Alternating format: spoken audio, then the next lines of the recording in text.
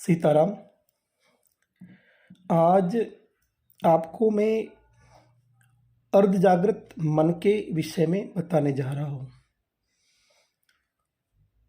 हमारा दो मन है जो हमारे साथ जुड़े हुए हैं। एक है जागृत मन और एक है अर्ध जागृत मन। जब हम जागृत अवस्था में होते हैं तब हमारा जागृत मन कार्य करता है, और जब हम निद्रा अवस्था में होते हैं या फिर ये समझ लीजिए कि जब हम ध्यान अवस्था में होते हैं तब हमारा अर्ध जागृत मन है वो कार्य करना शुरू करता है। अर्ध जागृत मन के बहुत ही गूढ़ रहस्य है। कहा जाता है कि व्यक्ति को अगर सुपर ह्यूमन बनना है, अगर व्यक्ति को पावरफुल व्यक्तित्व बनाना है तो उसको अपने अर्ध जागृत मन को विकसित करना अत्यंत जरूरी है।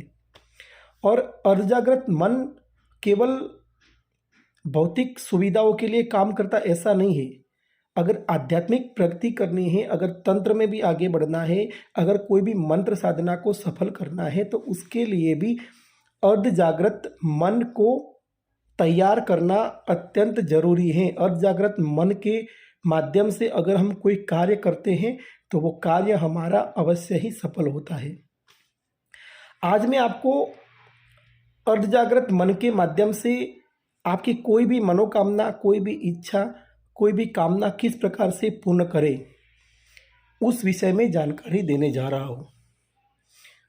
विज्ञान और वैज्ञानिकों ने अर्ध जागृत मन के विषय में बहुत सारे संशोधन किए हैं, और वो लोग भी मानते हैं कि मनुष्य के अंदर एक अद्भुत खजाना छुपा हुआ है और वो खजाना उसका अर्ध जागृत मन है। दूसरे शब्दों में कहे तो मनुष्य के अंदर जो भगवान विराजमान है वो उसका अर्ध जागृत मन है। अर्ध जागृत मन ऐसा जादुई चिराग है कि जिसके माध्यम से कोई भी कार्य, कोई भी मनोकामना, कोई भी इच्छा या कोई भी कामना को पूरा किया जा सकता है। आज जो मैं आपको प्रयोग बताने जा रहा हूं उसमें जो सबसे बड़ी और महत्वपूर्ण चीज है वो है एक ही समय, एक ही आसन, एक ही माला, एक ही दिशा और एक ही स्थान, और उसके साथ अर्ध जागृत मन का उपयोग।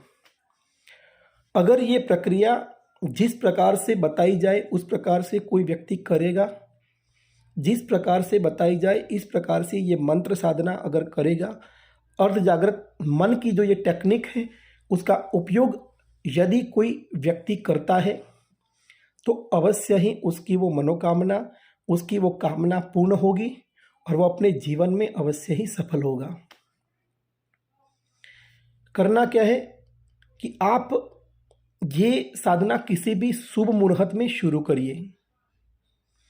एक बात को याद रखना कि ये जो साधना है, ये अर्ध जागृत मन की जो टेक्निक है वो करने के लिए आपको एक ही स्थान चाहिए। मतलब कि पहले दिन जिस स्थान पर बैठे हो उसी स्थान पर बैठना है, स्थान नहीं बदलना।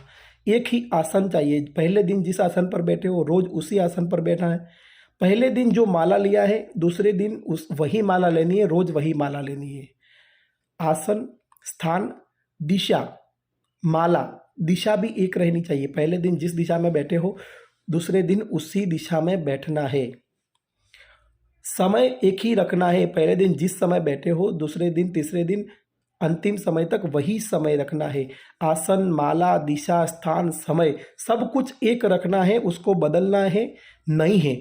तो ऐसा स्थान पसंद करिए कि जहाँ पर आपको कोई डिस्टर्ब ना करे। ऐसा स्थान पसंद करिए जिसको आपको बार बार बदलना ना पड़े। ऐसा समय पसंद करिए जो समय आपको बदलने की आवश्यकता ना रहे। सबसे उपयुक्त समय है रात्रि का समय, क्योंकि उस समय सब लोग सो रहे होते हैं, कोई डिस्टर्बेंस नहीं होता है। उस समय अगर आप साधना करेंगे तो बार बार समय बदलने की आवश्यकता नहीं रहेगी। या फिर सुबह का जो समय होता है 4 बजे 5 बजे का, उस समय भी आपको कोई परेशान नहीं करेगा, और स्थान, दिशा, माला, समय सब कुछ एक रहेगा। तो ये आपको डिपेंड करना है कि आपको कब करना है, मगर इस बात को याद रखना कि इसमें समय, स्थान, माला, आशा, दिशा, आसन, दिशा आदि का महत्व है और वो बिल्कुल भी नहीं बदलना है। अब क्या करना है कि कोई भी शुभ मुहूर्त में, जैसे कि आपने सोमवार के दिन साधना शुरू किया, जो समय आपने पसंद किया है, जो स्थान आपने पसंद किया है उस स्थान पर, जो आसन आपने पसंद किया है उस आसन पर बैठ जाइए। और फिर आपको क्या करना है, जो दिशा आपने पसंद करी है उस दिशा पर मुंह करके बैठ जाइए। फिर आपको 5 मिनट तक गहरे श्वास लेने हैं। धीरे धीरे श्वास लीजिए और अपने श्वासों पर ध्यान दीजिए। जब आप श्वास अंदर लेते हैं, श्वास बाहर निकालते हैं, उस समय अपने श्वासों पर ध्यान दीजिए। और श्वासों पर ध्यान देते देते आपको एक संकल्प करना है। आपके जीवन में आपकी जो भी इच्छा है, जो भी कामना है, जो भी संकल्प है, उसका आपको संकल्प दोहराते जाना है। श्वास लेते समय, श्वास बाहर छोड़ते समय आपको श्वास के ऊपर ध्यान देना है और उस समय आपको अपनी इच्छा को दोहराना है।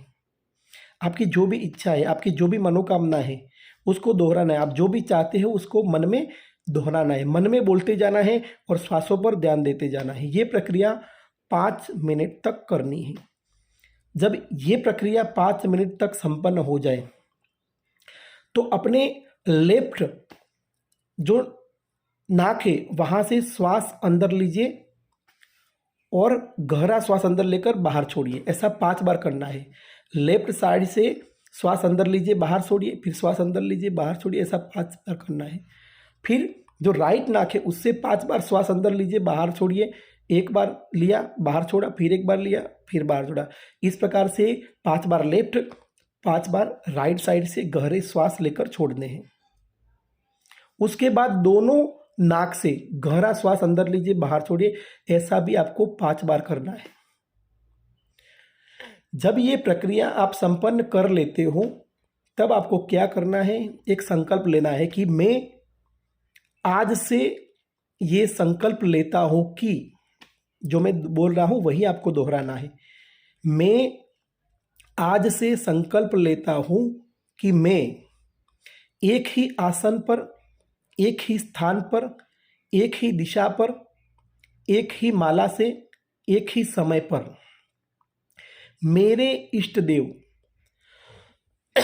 भगवान श्री या भगवती, अब आपका जो भी भगवान है, आपका जो भी इष्ट देवता है, हनुमान जी की, राम जी की, कृष्ण जी की, शिव जी की, जो भी या जो भी आपकी इष्ट देवी हैं, महालक्ष्मी जी, महासरस्वती, महाकाली, माँ दुर्गा, जो भी हैं, आपको बोलना है कि मेरी इष्ट देवी या मेरे इष्ट देवता। फिर आपके इष्ट देवता का नाम लीजिए, नाम के मंत्र की।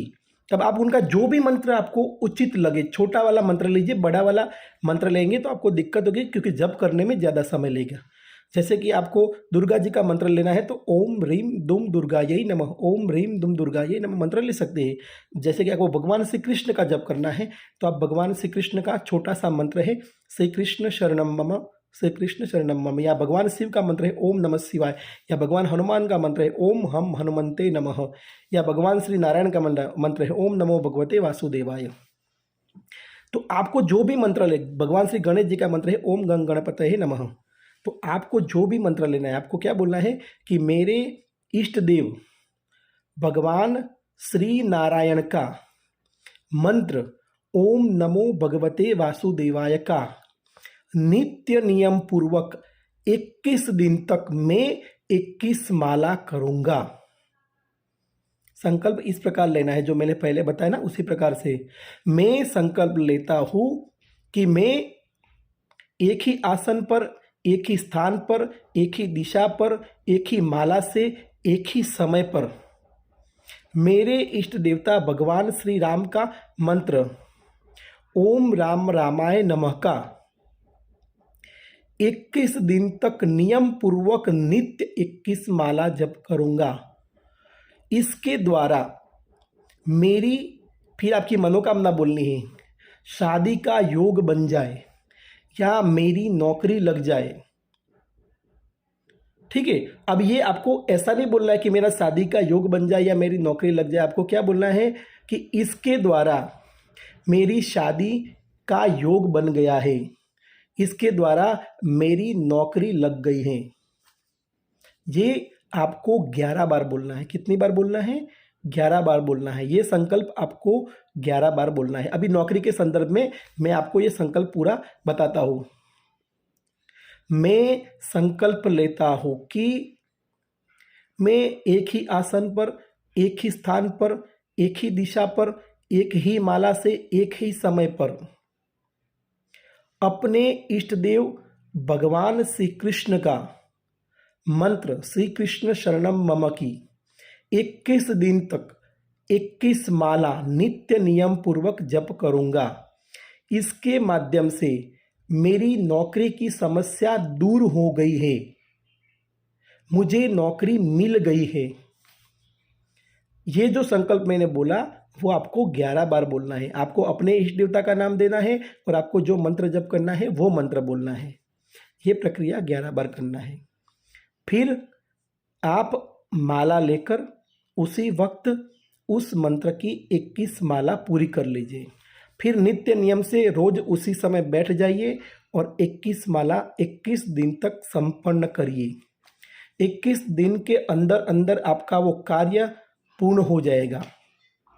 अगर आपका कोई बड़ा कार्य है तो 21 दिन के बाद उस कार्य को पूरे होने के मार्ग खुल जाएंगे। या ये बोलिए, ये समझिए कि 21 दिन के बाद आपको अवश्य ही धीरे धीरे करके उस कार्य में सफलता मिलेगी। आपका जैसा कार्य होगा वैसा फल मिलेगा। अगर 21 दिन के अंदर आपकी मनोकामना पूर्ण हो जाती है, अगर 21 दिन के अंदर आपका संकल्प पूर्ण हो जाता है, तो भी 21 दिन तक आपको नियम पूर्वक वो साधना पूरी करनी है। अर्धजागृत मन के अंदर हमारी मनोकामना दाखिल करके कार्य करवाने का मंत्र साधना का ये बेहद बढ़िया तरीका है। अगर कोई व्यक्ति इसी प्रकार से कार्य करेगा तो अवश्य ही उसकी मनोकामना पूर्ण होगी। माँ भगवती की कृपा आप सभी के ऊपर बनी रहे। सीताराम।